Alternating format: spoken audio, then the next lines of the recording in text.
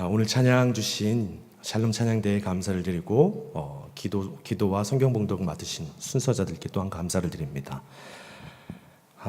우리 좌우 옆에 계신 분들께 이렇게 인사 나누시겠습니다. 이 모든 것을 주신 하나님께 감사합니다.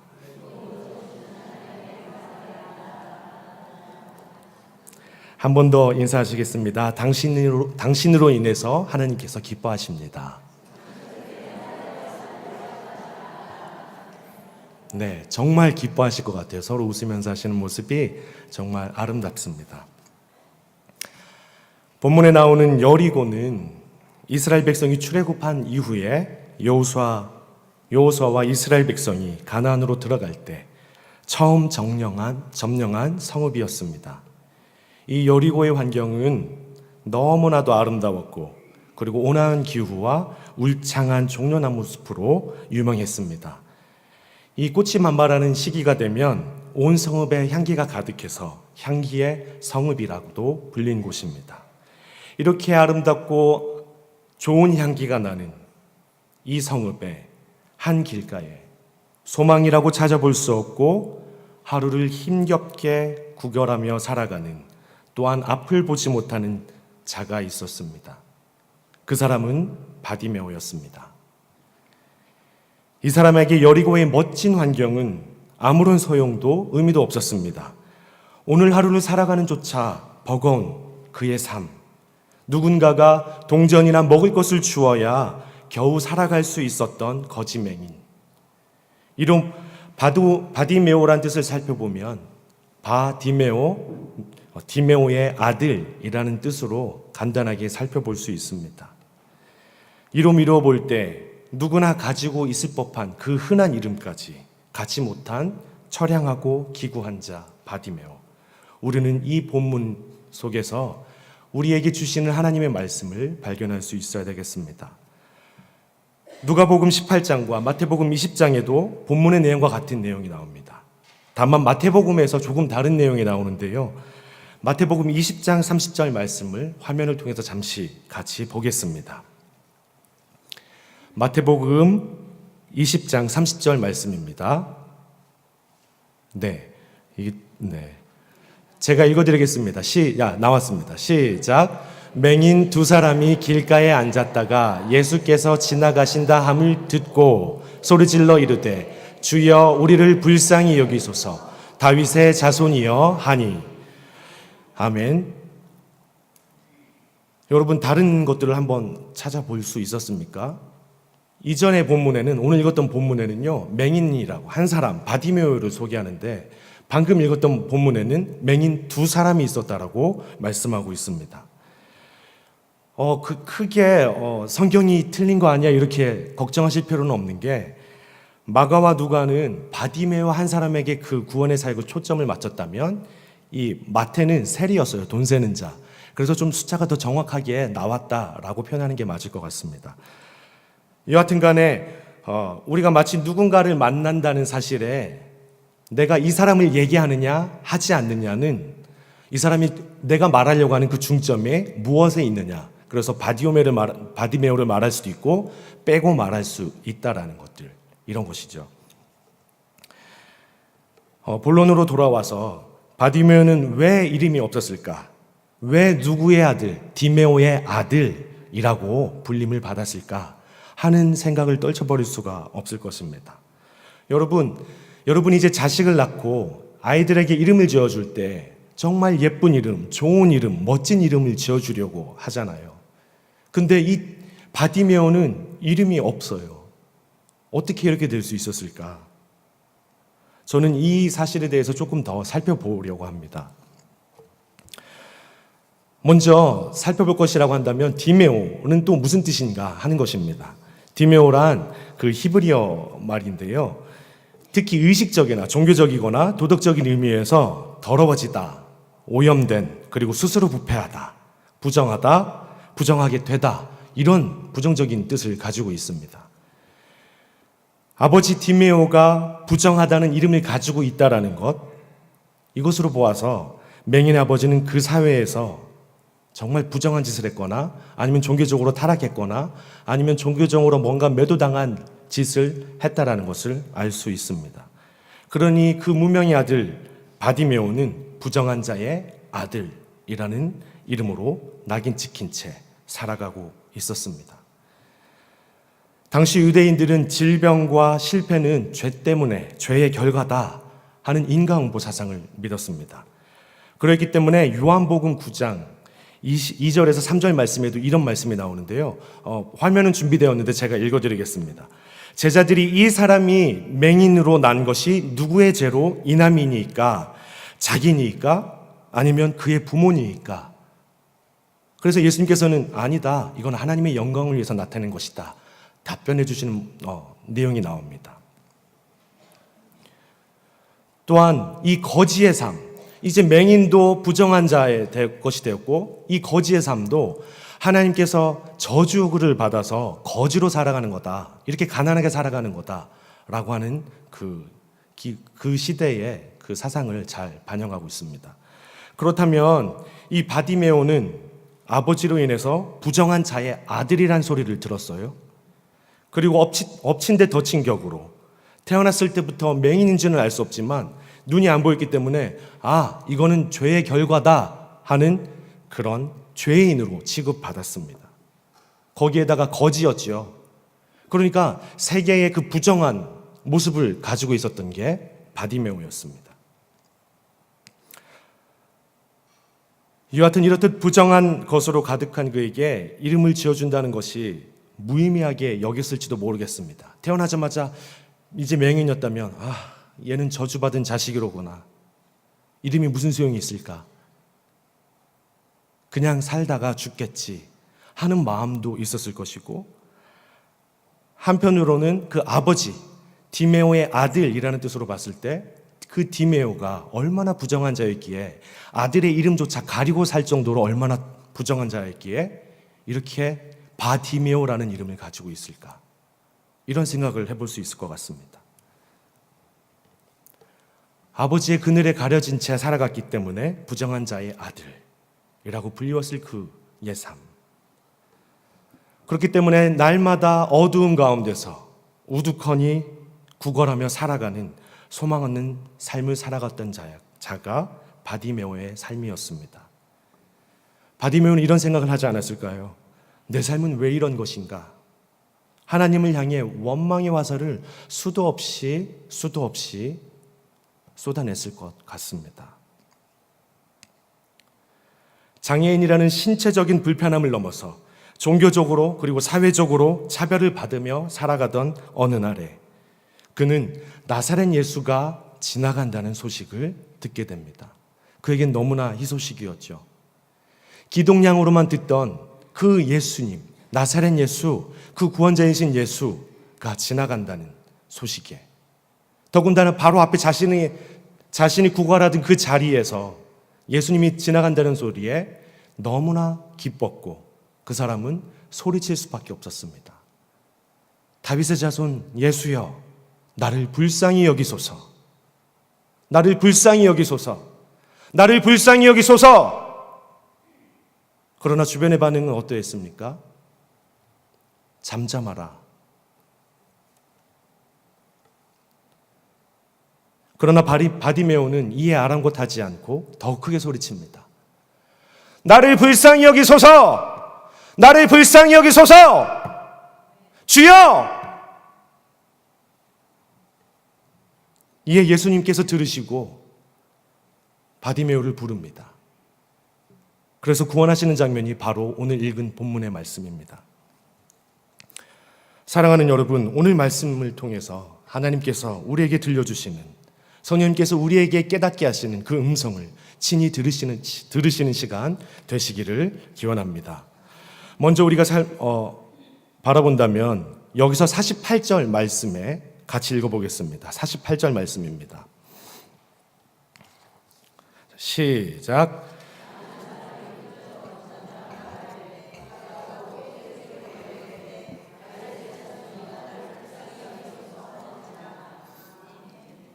네. 앞에 있는 본문의 말씀에 많은 사람이 꾸짖어 라고 말할 때 꾸짖다로 사용된 단어가 책망하고 비난하며 혼내는 어투로 사용되는 단어입니다. 시쳇말로 이런 거죠. 이 거지 새끼 뭐야? 조용히 안 해? 저리 안 가? 꺼지라고. 네가 어디 감히 여기서 지금 네가 바라볼 상대가 아니야. 썩 꺼져, 이 부정탄 거지 새끼야. 이 거지 놈아. 이렇게 말했을 법합니다. 이 시간 예수님께 나아가려는 바디메오를 향해서 예수를 따르던 사람들의 그 반응, 그것들이 나 자신에게 적용해봐야 될 것이 아닌가, 이것들을 거울 삼아서 나를 돌아봐야 되지 않는가 하고 생각해 봅니다. 예수를 믿는 사람 중에서 바디메오를 저지한 것 같이 내가 하나님께 나아가려고 하는 자들을 방해하지는 않았는가, 또는 바디메오와 같이 방해받는 사람의 입장으로 있진 않았는가, 여러 가지 생각해 볼 수 있습니다. 여러분, 지금 여러분은 어떠한 위치에 여러분 자신이 서 있는지요? 성경에는 고아와 과부, 그리고 가난한 자, 억눌린 자에 대한 하나님의 사랑과 배려를 볼 수 있습니다. 그러나 현실을 보면 이러한 사랑의 모습이 점차 사라져가게 됨을 보게 됩니다. 실제로 제가 겪었던 일인데요. 이전에 교회에서 주일 오전 예배를 안내할 때 일이었습니다. 어떤 사람이 한 사람이 교회로 들어왔습니다. 그런데 그에게는 씻지 않아서 나는 퀴퀴한 냄새, 그리고 엉클어진 머리, 술 냄새, 옷은 군데군데 찢어지고 낡아서 전체적으로 그분의 색깔은 회색이거나 검은색, 이런 연상이 되는 사람이었습니다. 그러니까 아주 더러운 사람이 예배당에 이제 들어오려고 했었습니다. 이때 저와 예배위원의 반응이 어떠한 줄 상상이 가시죠? 어땠을까요?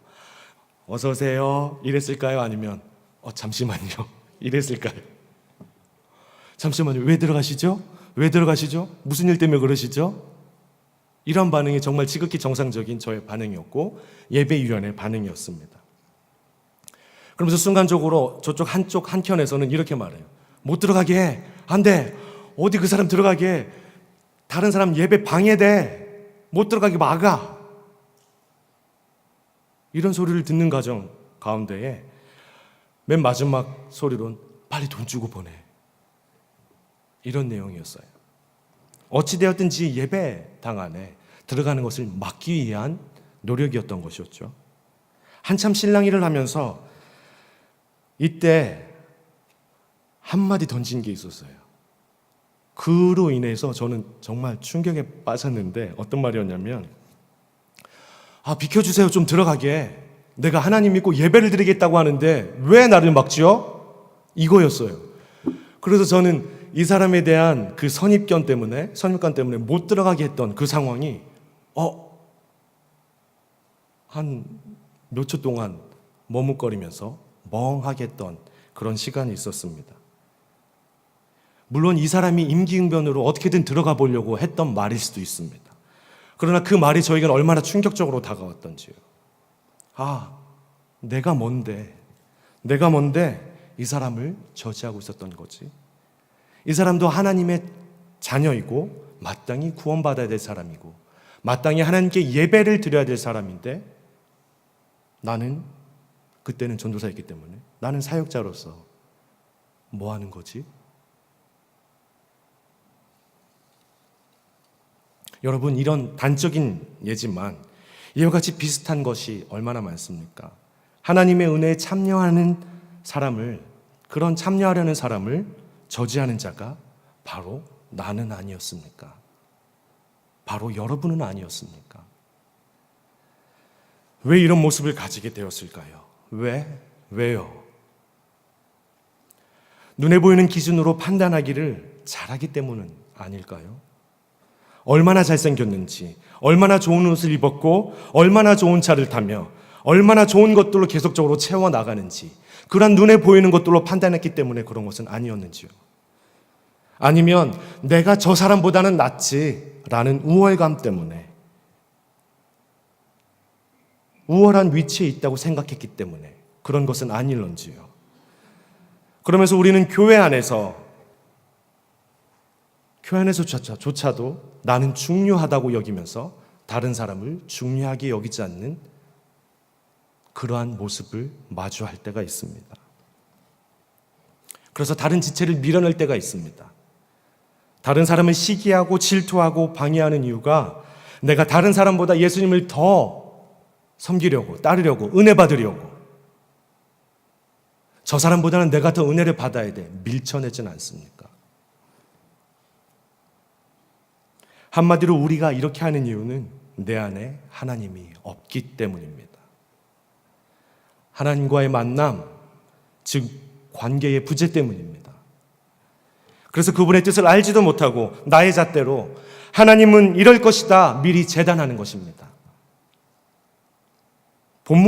읽은 본문 말씀 이전의 내용인 8장에서 10장까지의 말씀을 보면 예수님이 십자가를 지러 예루살렘으로 올라가시는 길에 있던 일을 나타내고 있습니다. 그런데 제자들은 이 길이 어떠한 길인지 잘 알지 못했습니다. 예수님께서 고난받으실 것이라는 말씀하실 때에 베드로는 무슨 말씀을 하십니까? 그러지 마십시오. 책망합니다. 그래서 여러분 아시는 것처럼 사단아 물러가라. 이렇게 베드로는 그런 소리를 듣게 됩니다. 제자들은 예루살렘으로 가는 길이 권력의 자리를 향해 가는 길이라고 생각하고 누가 더 큰 자인지 논쟁합니다. 더군다나 예수님의 이름으로 귀신을 쫓은 자를 보면서 우리들을 따르지 않을 거면 너희들 그 사역하지 마. 예수 이름으로 귀신 쫓아내지 마. 라고 말을 합니다. 그리고 어린아이들이 예수님께 다가왔을 때 오지 말게, 오지 못하게 하는 모습들이 그들의 모습이었고 이전의 내용이 이와 같습니다. 오늘 본문의 바로 이전의 말씀이 이제 야고보와 요한이 주님께서 이제 가실 때에 좌우편의 자리를 나에게 주십시오 라고 요구하는 장면이 나옵니다. 예수님께서는 예루살렘으로 가면서 자신은 고난받을 거다, 십자가에 못 박힐 거다라는 것들을 말씀하셨지만 제자들은 세상적인 관점으로서 권력의 자리를 탐하고 있었던 것이었죠. 그들은 바디메오와는 달리 영적인 소경인 자들이었습니다. 예수님과 함께 있었지만 주님에 대한 깊은 이해와 관계가 없었습니다. 오로지 자신의 배를 불리우는 일에만 몰두했을 뿐입니다. 여기 이런 8장에서 10장까지 말씀을 통해서 말씀하시는 게 뭐가 있냐면 천국은 이런 자의 것이다. 앞서 설명한 세상적인 권력의 자리를 탐하는 자의 것이 아니라 나와 같이 뜻을 하는 자, 나를 믿는 자, 그런 자, 바디메오와 같은 자가 천국을 갈 수 있고 구원에 이를 수 있다라고 말씀해 주고 계십니다. 여러분께 지금 다시 한번 묻습니다. 지금의 나는 바디메오를 저지했던 많은 사람들처럼 하나님의 은혜의 자리로 나아가는 사람을 방해하는 자는 아닙니까? 우리는 이전보다 좋은 풍요로운 삶을 살고 있지만 오히려 예수님을 소홀히 대하고 있는 건 아닌지 나 자신을 돌아보아 진정한 하나님의 은혜 가운데 거하시는 여러분 다 되시기를 부탁합니다. 그리고 둘째로 우리가 바라봐야 할 것은 환경이 아닌 하나님이어야 합니다. 바디메오가 구원해달라고 소리 질렀을 때 꾸짖는 사람들에 대한 바디메오의 마음은 어떠했을까요? 조용히 해라 좀. 그렇게 말했을 때 바디메오는 어땠을까요? 이상하다. 예수님은 이런 사람이라고 들었는데, 예수님이 이런 분이라고 들었는데, 예수님께서는 이렇게 자비롭고 좋은 분이라고 들었는데 나한테 지금 하는 행동으로 봐선 내가 예수님을 잘못 알고 있는 건가? 예수님의 제자에 대해서 잘못 알고 있었던가? 왜 이리 냉담하지? 그렇다면 나는 어떻게 해야 되나? 나는 이대로 그냥 맹인으로 살아야 될 것인가? 답답하다. 죽을 것 같다. 그러나 그 사람들의 그 냉소적인 반응에 바디메오는 어떠했습니까? 더 크게 소리 질렀습니다. 더욱 도전하였습니다. 그래서 예수님께서는 이 소리에 감동하셨다라고 말씀하십니다. 예수님께서 불쌍히 여기시다, 그 단어 뜻 안에는요, 감동을 받다라는 뜻도 같이 포함되어 있습니다. 하나님을 감동케 하는 건 가만히 있는 것이 아니라 끝까지 하나님, 여러분이 확신하는 것, 그 주 예수 그리스도 이름으로 말미암아 우리가 나가야 될 것, 바라봐야 될 것, 그걸 가지고 힘차게 계속적으로 주여 마땅히 구해야 될 것을 구합니다. 불쌍히 여겨주십시오. 불쌍히 여겨주십시오. 하나님의 자녀입니다. 불쌍히 여겨주십시오. 그리했을 때에 하나님께서는, 예수님께서는 마음의 감동을 받으셔서 바디메오를 부르십니다. 그때 바디메오가 그냥 될 대로 되라지 비관적인 삶을 살았더라면, 아니면 그 한 번의 저지에 그대로 있었더라면 결코 눈을 뜨는 역사도, 구원을 맛보는 것도 없었을 것입니다. 또한 여전히 어둠 속을 헤매는 맹인 거지로, 그 세계의 부정한 자로 살아갈 수밖에 없었을 것입니다. 그는 난관에 부딪혔지만 더 높은 소망인 주님을 바라보았습니다. 주어진 환경 가운데서 낙담하지 않고, 설마 낙담을 했을지라도 우리가 바라보는 것, 온전한 그 주님께 나아갔음을 기억하시는 여러분 되시기 바랍니다. 주님이 바디메오를 부르실 때 바디메오는 자기의 겉옷을 벗고 예수님께 뛰쳐나갑니다. 그 겉옷, 이 거지에게 겉옷 하나는 얼마나 소중한 것인지요. 전 재산이었을 거예요. 이는 무엇을 뜻합니까? 세상이 주는 만족함, 세상이 주는 가치, 이것들을 단호히 벗어버리고 하나님 나라의 가치, 하나님께서 주시는 가치를 따르겠다는 그러한 마음의 결단이, 그 고백이 담겨 있습니다. 비로소 그때 그는 고침을 받고 구원받는 역사를 맛볼 수 있었습니다. 부정한 인생에서, 더러운 인생에서 축복의 인생으로 변화될 수 있었습니다. 우리의 인생길에는 수많은 난관이 있습니다. 그때마다 나를 추적해야 하는 환경으로 인해서 낙담하고만 있다면 우리는 주님이 주시는 그 큰 선물을 결코 누리게 될 수 없을지 모릅니다. 여러분, 지금 힘드십니까? 바디메오처럼 아무것도 안 보이는 그러한 삶을 살아가고 계십니까? 나 같은 사람도 하나님께 나아가면 받아주실까? 혹시 그런 염려가 있으십니까?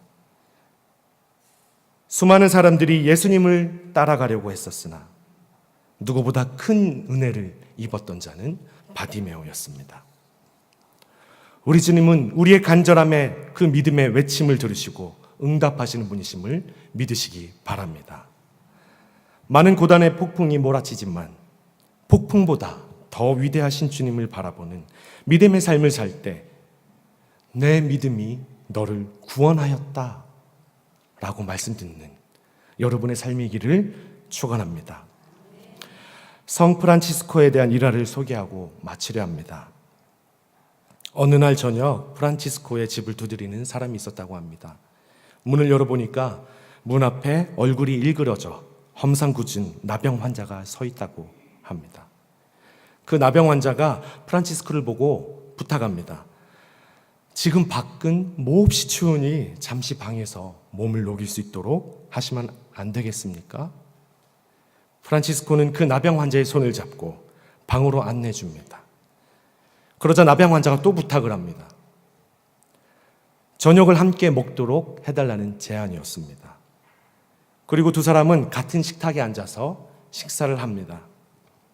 밤이 깊어지자 나병 환자가 또 다른 부탁을 합니다. 제 몸이 너무 추우니 당신이 알몸으로 나를 조금 녹여주시지 않겠습니까? 프란치스코는 입었던 옷을 모두 벗어버리고 자신의 체온으로 그 환자의 차가운 몸을 녹여주었습니다.